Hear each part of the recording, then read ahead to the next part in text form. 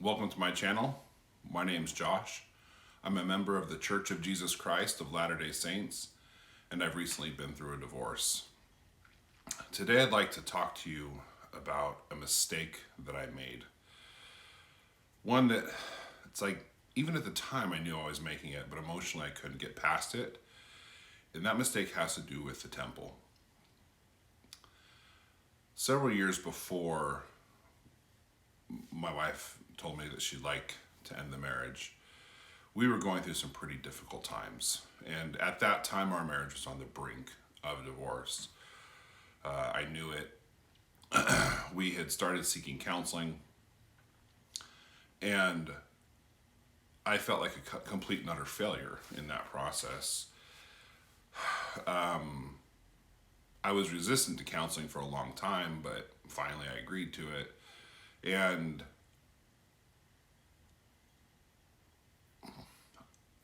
I felt very guilty. Now, at the time I held a temple recommend, I was worthy to hold a temple recommend. There was no worthiness issue that was going to keep me outside of the temple. And at the time also, due to Hurricane Harvey, the Houston temple was closed because of flood damage. So going to the temple was not much of an option, but what happened was a couple months into us working through things, I had the opportunity to go to the Dallas temple, and it brought me to tears, the thought of going. It was kind of soul crushing, and I didn't know why, and these weren't tears of joy. So I had to really do some digging in myself to find out why I felt the way I felt.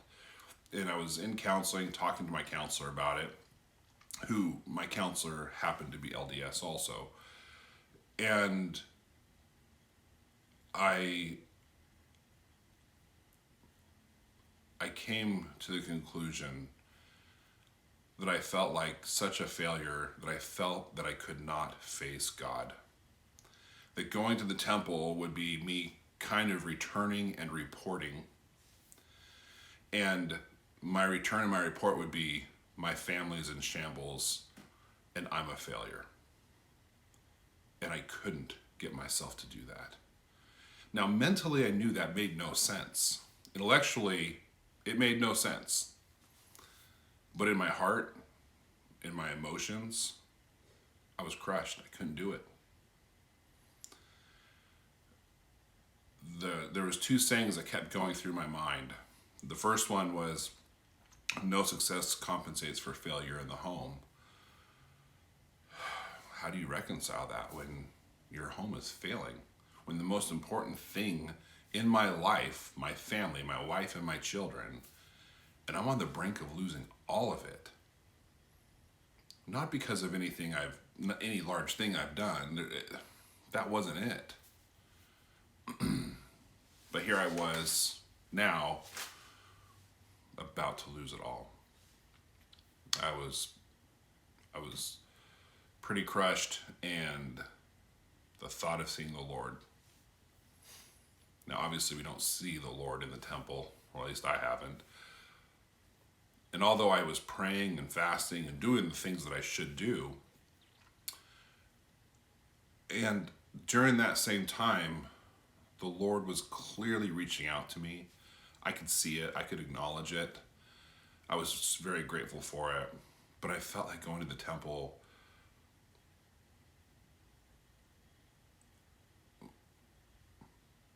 I couldn't dare face God. Not until I fixed it. Not until I had shown progress. It's something that maybe had failed, but I had done something to fix it. Now, a lot of that was misplaced.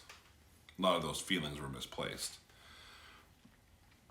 The other thing that kind of kept running through my mind was the parable of the talents. I'm sure you're familiar with it, but the Lord gives one man one talent, I think the other man two, and the other man 10, or maybe it's 1, 5, and 10, and tells them to go out and multiply the talents. And the two men with 5 and 10 come back and they've doubled their investment. if you will, in their talents, and the Lord gives them more.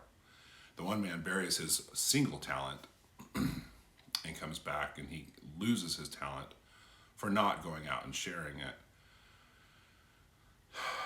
I remember reading that in the scriptures and feeling like, during this time of my life, and feeling like, well, what happens if you're the man that was given 5 talents and now you have none?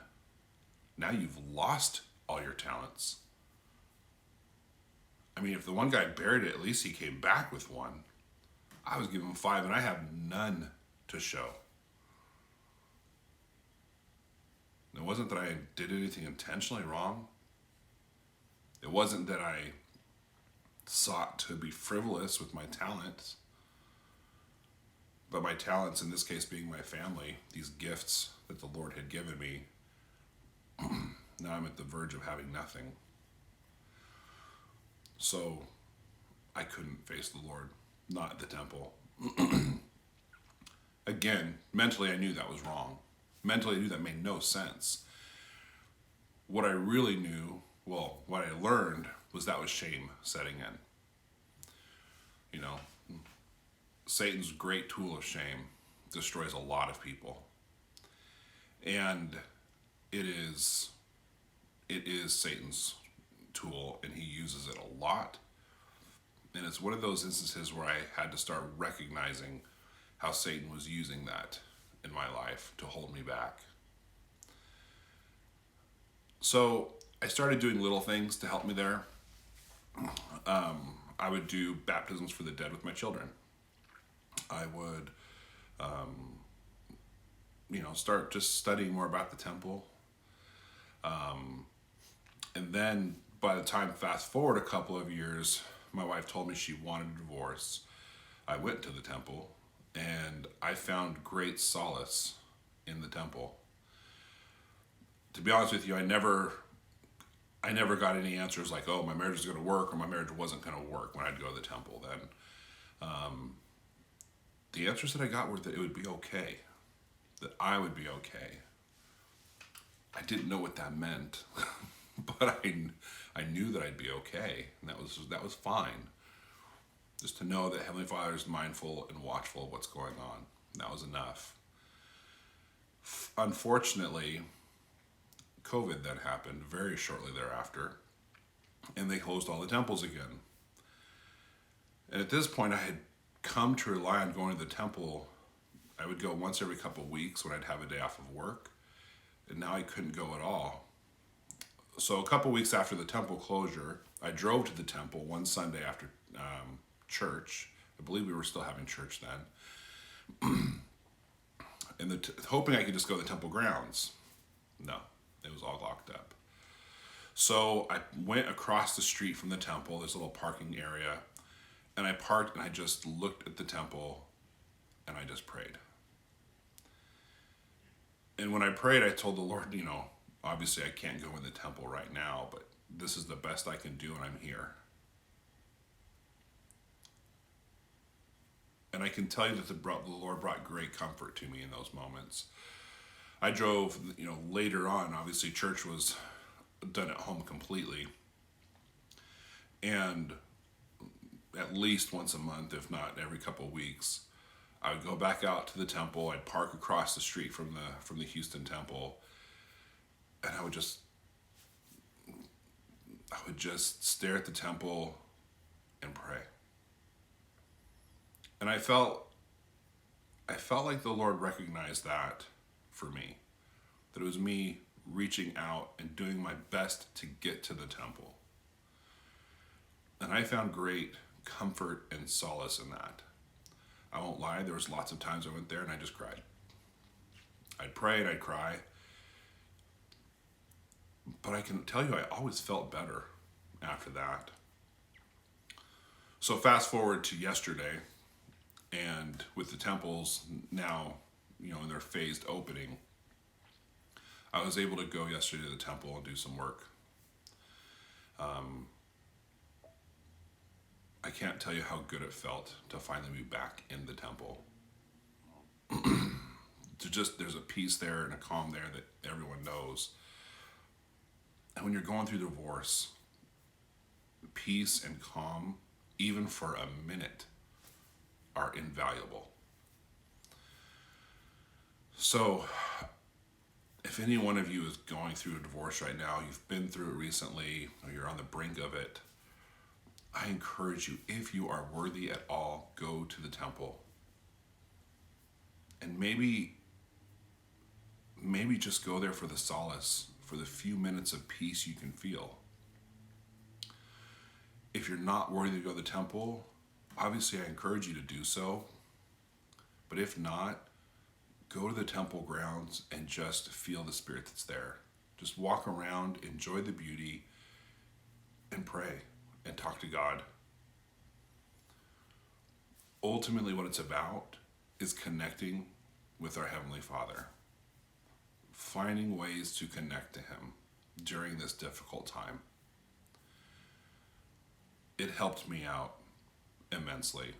There was lots of tools that helped me, frankly, but one of them was the temple, and it's fresh on my mind right now because I was able to finally go in and do an endowment session yesterday for the first time in a couple of years, and it felt great. It really did. So again, if you're struggling, I encourage you to go to the temple. If your temple isn't open still because of COVID, go to the temple grounds. Even just do what you can to connect. And I promise you the Lord will bless you like He did me. So to end this video like I always do, I remind you that although I am a member of the Church of Jesus Christ of Latter-day Saints, I am not affiliated, or this channel is not affiliated with the church or endorsed by it. My thoughts are my own. I'm not a counselor, I'm not a therapist, a psychiatrist, or anything of the sort. I'm just someone who's been through divorce, who's sharing my experience. I hope you have a great day. I hope you have a great week. And I hope the Lord blesses you. Thanks.